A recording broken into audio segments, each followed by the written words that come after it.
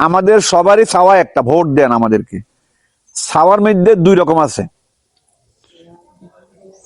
একদল ক্ষমতা গিয়ে বিগত দিনে দেশের মানুষকে কষ্ট দিয়েছে, লুটপাট করেছে, চাঁদাবাজি করেছে, টেন্ডারবাজি করেছে, দুর্নীতি করে রাষ্ট্রের অর্থ আত্মসাৎ করেছে।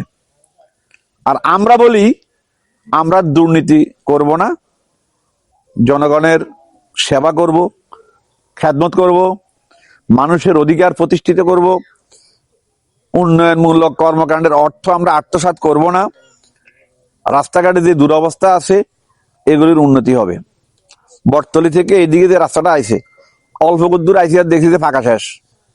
কেমন? এরপরে কাঁচা যেটা আছে সবাই ফল আমার লগে লগে ইন্না লিল্লাহি ওয়া ইন্না ইলাইহি রাজিউন।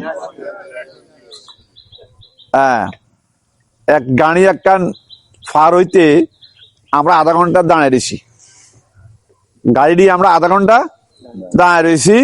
সামনে একজনে খেয়ার উড়াইতে আছে টলির মধ্যে, আমাদের সামনে আছে আবার বালুর গাড়ি একখান, এগুলির সামনে যাইতেও পারে না, আমরা এদিকে আসতে পারি না। এটা হলো আপনাদের রাস্তার হাল।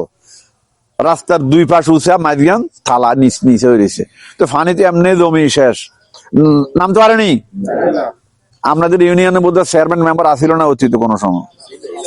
যদি দুই পাশটারে একটু কেটে মাঝখান দিয়ে আনি দিত, তাহলে পানিগুলো আসতে নিচের দিকে নামে যেত, রাস্তা মানুষের চলাচলের উপযুক্ত হইতো নাকি? এই কাজটা করতে কত লাখ টাকা লাগে, কিন্তু হয় নাই। এই সমস্ত অনিয়ম চলবে না।